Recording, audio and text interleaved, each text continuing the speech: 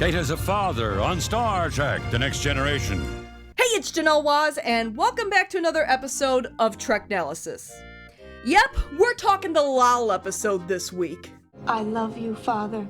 Dang it, don't get me crying already. Hey, who left this bowl of onions here? Now, you might recall that I covered the TNG Season 2 episode, The Measure of a Man, on Treknalysis not too long ago, which defined Data's rights as an individual. Well, in the following season, the episode The Offspring was an indirect sequel to it, though it's still standalone enough that you don't necessarily need to watch The Measure of a Man for The Offspring to make sense. It's basically another episode about Data's and now his daughter Lal's rights as androids in Starfleet and the Federation. Are we seriously still arguing about this a season later? I mean, the ending of Measure of a Man wasn't exactly ambiguous. It is the ruling of this court that Lieutenant Commander Data has the freedom to choose. But this isn't another Star Trek courtroom drama. The focus is on Data becoming a father and raising his daughter, who eventually goes to make out with Riker. What are your intentions toward my daughter? Your daughter? This episode is perhaps one of the most heartwarming and heartbreaking episodes of the entire series. Get your tissues ready, and would you quit cutting those onions? I haven't even started the episode yet! Hey! It's the great TNG episode, The Offspring. I have brought a new life into this world. But Starfleet's orders leave her an orphan. But before I go further, make sure you subscribe to my channel. I talk a lot about Star Trek, video games, and whatever else I feel like talking about. And if you'd like to help support the channel, consider becoming a member. Be great to have you aboard. Deanna, Geordi, and Wesley head on over to Data's lab. He's been very quiet on his latest project and has been spending all his free time in his lab ever since he came back from a cybernetics conference. Hey, wait a minute! A conference? I've seen enough episodes of Trek to know where this is going. Data's been replaced by Romulans, hasn't he? To be fair, they do tend to follow a specific pattern. I've been kidnapped, surgically altered, put in danger. Actually, in reality, Data just created life. Number 5 is alive. This is Lal, Data's vaguely humanoid android kid who's all set to learn about what it means to be human. Purpose for exterior drapings, Father. Well, Lal, in the wise words of Mr. T, everybody gotta wear clothes, and if you don't, you get arrested. Now, the thing that makes Lal special, well, more special than everyone else's kid, is that Data managed to create another android, which hasn't been done since Dr. Sung created Data. Heck, even Data's creation was extraordinary, so the fact that he's basically reproducing is really something. Lal is my child. Data hopes to continue Dr. Sung's work through Lal, but Picard isn't exactly thrilled about any of this. I would like to have been consulted. I have not observed anyone else on board consulting you about their procreation, Captain. Picard insists that Lal isn't a child. An invention? Yes, and an extraordinary one. But that's it. Which seems really odd coming out of Picard considering his impassioned speech at the end of Measure of a Man. Starfleet was founded to seek out new life. Well, there it sits. Troy, however, points out that Data created an offspring, so why shouldn't Lal be considered his child? Which is really weird that Troy had to point it out because it seems like something the philosophical Picard would have naturally concluded himself. You've never been a parent. Wesley? I know, it's not the time to get into my Picard as Wesley's father theory, but come on, Troy! How else would that kid have wound up on the bridge if Daddy wasn't in the captain's chair? Might have made a good father. Heck, Picard still chews out Data in his ready room even after his talk with Troy. Have you any idea what will happen when Starfleet learns about this? Considering Measure of a Man was just last season... You are endowing Data with human characteristics because it looks human, but it is not. Data is a Starfleet officer. He still has certain rights. Right. I'm sick to death of hearing about rights. Data is a toaster. Have him report immediately to Commander Maddox for experimental refit. All this passion over a machine? Yeah, Data is being uncharacteristically short-sighted here. Heck, he was in the service for years, and they still wanted to dismantle him, and came damn near close to doing it. Even with Riker's crappy arguments. But if the verdict was that he's not the property of Starfleet, just like every other officer, and has the right to make his own decisions, yeah, he should be able to have a kid without everyone losing their mind over it. To prepare, I have scanned all available literature on parenting. He's reading all the parenting books. How is he not already a sitcom dad? Does that not describe becoming a parent, sir? He did it! He did the meme! Interestingly enough, Picard is normally very stoic and put together, but he's far more animated in the first couple of minutes in this episode than you usually see him.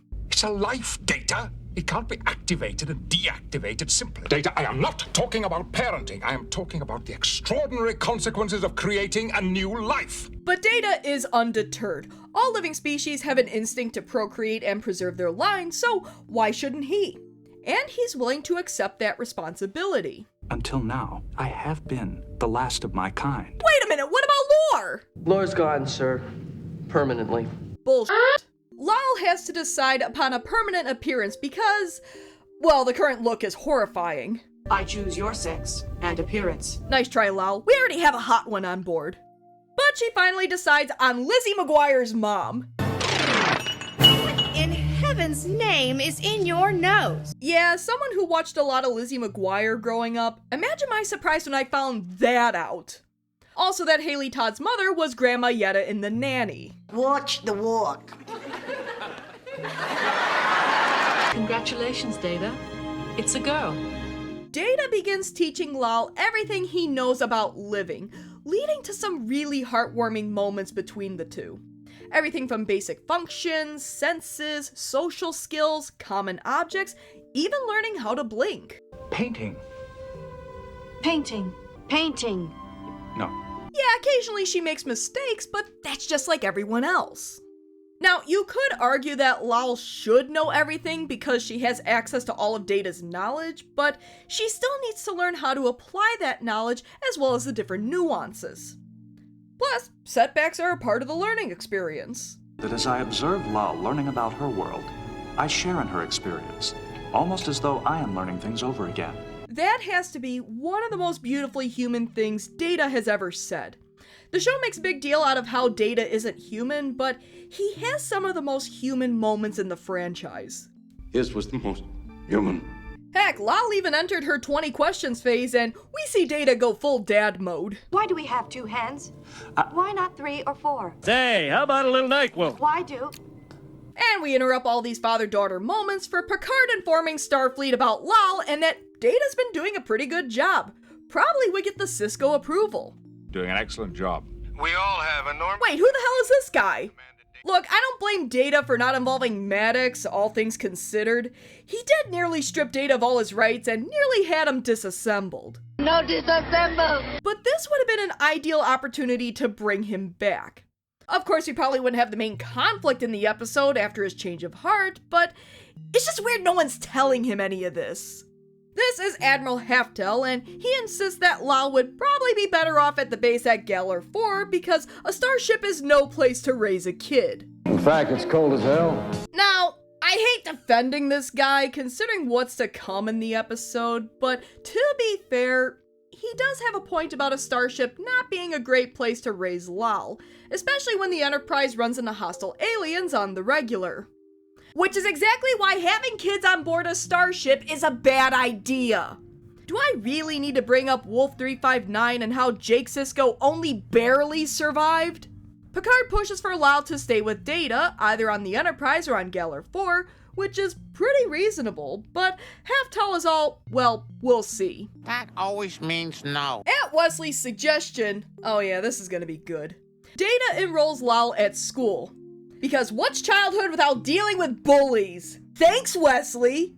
Yeah, just remember where Barclay's broccoli nickname came from. Poor broccoli. Young Mr. Crusher started that. I guess it's caught on. Let's just get that uncaught, shall we? Apparently the kid's been laughing at Lal, which she interprets as being a comic genius.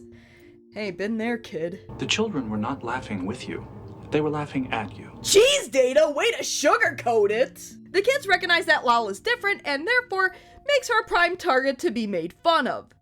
Despite the fact that her father is the only guy on board who could beat up Worf. I do not wish to be different. Oh, wow, that cuts deep. Gee, thanks, Wesley! Well, were you the one who gave B'Elanna the idea to tell the Doc how his hollow family was too perfect? Let people lead trauma-free lives! I require your advice as a successful parent. Ha! Ha! Ha! Data explains to number one mom Beverly that Lal is starting to realize she's not like the other kids and is feeling isolated. I mean, have you met other kids? So what if you don't fit in with them? What do they know? They're all probably gonna end up doing waste extraction in 15 years. Prove me wrong, kids.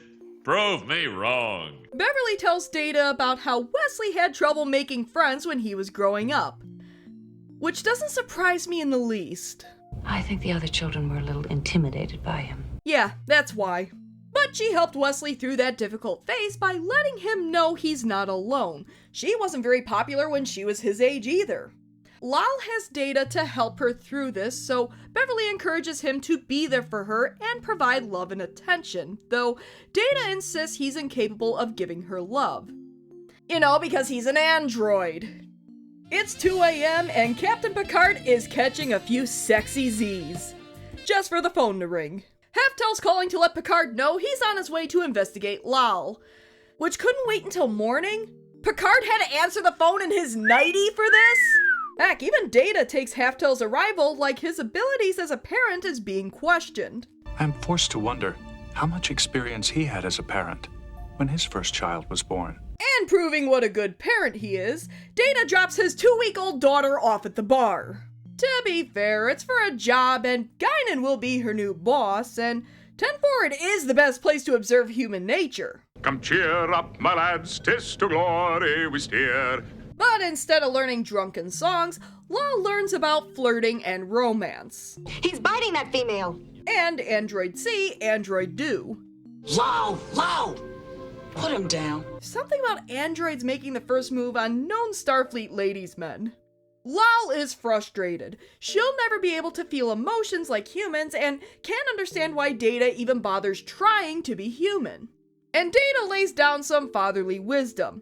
Yes, they have that limitation, but ultimately, it doesn't matter if they reach their goal of becoming human. It's the journey and the self-improvement that's important. It does not matter that we will never reach our ultimate goal. The effort yields its own rewards. Honestly, that's probably more helpful than those motivational posters you see around schools. Haftel finally arrives, and it turns out he mainly came on board the Enterprise to take Lal away. Oh, there's a surprise. And then we wonder why admirals have a bad reputation. This one's straight up breaking up a family. They're living, sentient beings. Their rights and privileges in our society have been defined. I helped define them. Damn straight! We had an entire episode about this! In fact, coincidentally, Haftel is making similar arguments as Maddox for why he should be allowed to take Lal away. Lal's a technological step forward, she's not human, they're not really a family, she needs to be near experts. And Picard's just being reasonable that Data be allowed to raise Lal until she's ready to move out on her own. Heck, Haftel even tries to guilt Data into letting him take away his kid, but Data logically points out that they need a model for comparison, and he's the only available one. At least until Uncle Lor shows up, but I don't think he's very obliging. You haven't mastered human cultural and behavioral norms yourself yet, have you? Oh, hell no. If he had, the Enterprise would probably have to pick you up floating in the next star system. But, oh ho ho, Lal's working in a bar? She is capable of running over 60 trillion calculations a second, and you have her working as a cocktail waitress. You're acting like she got herself a job as a Dabo girl at Quark's. This is 10 Forward. Even Wesley shows up to drink his fizzy drinks here. Now, Admiral, you've been in 1 or 2 bars in your time. Oh. Okay, Admiral Barfly. Admiral Barfly goes even lower to convince Lal to leave Data by really sugarcoating what he wants to do. We have quite a facility at Gallifore. I want to show it to you. Okay, that sounds like borderline kidnapping. Yeah, Lal checks out the facility and all of a sudden, she can't leave. Gee, I wonder why nobody makes a big deal out of kidnapping in the Federation. Picard's not having any of it though, and straight up tells Lal that Haftel wants to move her there. Don't misunderstand me. I have great respect for your father. You do not speak with respect. She seems very adversarial. Aggressive. Adversarial. Heck, Picard's the only one that says, hey, maybe we should ask Lal what she wants, and of course she wants to stay with her father. And the fact that they're trying to take her away from Daddy means she goes to Troy's and starts freaking out. I am scared. You are scared, aren't you? I swear, emotional awareness is deadly to androids in Star Trek. Well, now Haftel is ordering Data to hand Lal over. But Data can't give up Lal. It will go against everything he's learned about being a father. Picard even goes as far to put his command and career on the line to defend Data's and Lal's rights. Somehow, Haftel ends up being worse than Commander Maddox. At least Maddox didn't think Data was sentient. Haftel acknowledges that both Data and Lal are, but is still going to take Lal away anyways. I mean, how bad do you have to be when Maddox starts looking good? Order a man to hand this child over to the state. Not while I'm his captain.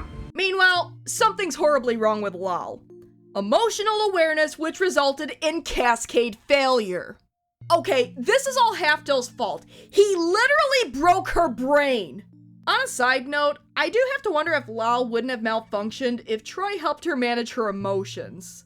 But this is Troy we're talking about here. You're absolutely wrong, Deanna. Data gets to work to fix Lal with Haftel offering to assist. Considering he caused it, you scared the girl so much she freaking malfunctioned. You literally scared her to death. And it's so bad that Data can't even fix her. His hands were moving faster than I could see. This has to be one of the saddest deaths in all of Star Trek. We followed Lal almost from the time she was born. We watched her grow up, experiencing the highs and lows of being human. We saw the close bond she shared with her father. She was an innocent. And then she dies because Admiral Barfly wanted to take her away from her dad. And it shouldn't have even been an issue in the show's continuity. The Measure of a Man already happened and Lal had rights. Her death almost certainly could have been avoided. I love you, Father. I wish I could feel it with you. Can we sue Admiral Haftel? Because I feel like he should be brought up on charges or something. For all his talk about wanting to protect Lal because she was an important step forward in technology, he basically caused her death. Female. Human. Lal suffered complete neural system failure and has been deactivated. While the crew is sad for Data's loss, Lal continues to live within him since he transferred her memories to his brain. What is this bright music? We're crying here! What the hell?